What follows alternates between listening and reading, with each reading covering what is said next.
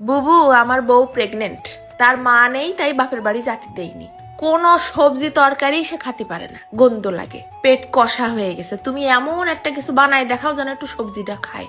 হায় রে ভাই, পুয়াতি হলি যদি মা পাশে না থাকে, তার মতন পুরা কপালি আর কেউ নেই। মাশাআল্লাহ। তবে তোমার মতন স্বামী যদি পাশে থাকে, যে বউয়ের না খাওয়া নিয়ে চিন্তায় পড়ে গেছে, এরম স্বামী কপালি সৌভাগ্য কিন্তু অনেক মেয়েরই নেই। শীতকালে বাজারে তরি তরকারির অভাব, যত রকমের মন চায় সবজি নিয়ে এসে এরম করে বানায় খাওয়াতে পারবা। তা আমি এই জায়গায় নিছি বেগুন, সিম, পটল, ফুলকপি। তা সব তরি তরকারি গুলোর বুক পেট চিরে দিছি। ডাইরেক্ট চুলোর পর দিয়ে পুড়ায়ও নিতে পারো, তাহলে বাসনাটা বেশ ফাইন আসবে না।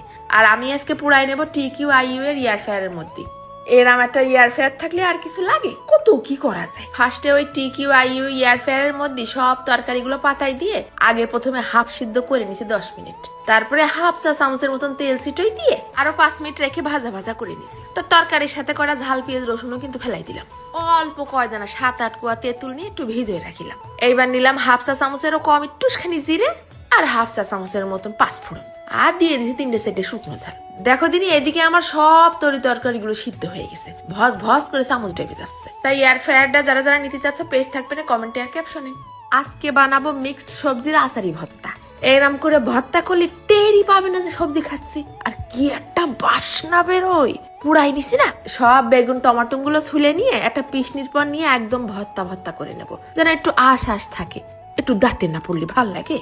এইবার এক গাদা ফ্যামিলিরা এসে কবে না আমরা তো প্রেগনেন্ট না, আমরা খাতে পারবো না। আরে বাবা, সবাই খেতে পারবে, রুচি ফিরে যাবে এই রামতেশ। এবার ওই শুকনো মশলাটা হালকা করে একটু টাইলে নিয়ে গুঁড়ো করে নিলাম আবার। এরপর ডাইরেক্ট চলে যাবো কড়াইতে, ঘপ ঘপ করে ঢেলে দিলাম খানিকটা সর্ষের তেল আর অল্প কয়দানা সর্ষে ফোড়নে দিলাম আবার 2-3 কোয়া রসুন কুচি। কিছুক্ষণ লাল করে ভাজা হলে ঢেলে দেবো ওই সবজি ভর্তা। এরপর ছিটই দিলাম স্বাদ অনুযায়ী নুন। তেলটা একটু কম কম মনে হচ্ছিল, তাই আরো খানিকটা তেল দিছি আবার একটুখানি হলদির গুঁড়ো। চুলোর আঁচটা কিন্তু মিডিয়াম করে রাখিছি। ভালো করে 2-4 মিনিট ভাজা ভাজা করে নিয়ে ঢালে দেবো বিচি ফেলাই দিয়ে ওই তেঁতুলের গুলাটুক। এই সময় একটু টক টুক দিয়ে ভাত খাতে ভারী মজা লাগে। তারপর ছিটই দিলাম ওই গুঁড়ো করে নিয়ে মশলাটুক। এমন করে নাড়তে হবে মশলা যেন সব সবজির কুনায় কুনায় ঢুকে যায়। আমি একটু ঝাল খাই বেশি, তাই মারি দিলাম আরো হাফ চা চামচের মতন শুকনো ঝালের গুঁড়ো আর খানিকটা ধনেপাতা কুচি। নাও, সব একসাথে মিশাই নিলে হয়ে গেছে তোমার সবজি খাওয়ার মেডিসিন, রুচির ওষুধ। থাক থাক, আর ধন্যবাদ দিতে হবে না। তোমার বউ কি যে শান্তি করে কটা ভাত খেতে পারবে না, তা বলে বোঝানো মুশকিল। কোনো সবজির আলাদা আলাদা করে কোনো ঘিরান নেই, একদম নরম মুলায়েম তুলতুলে হয়েছে ভর্তাটা। ঝাল হয়েছে সেই আকারে, টক টক লাগতেছে আর ঘ্রাণ কি পাঁচফোড়নের। এইরাম করে একবার নানান রকমের সবজি দিয়ে বানায় রাখলি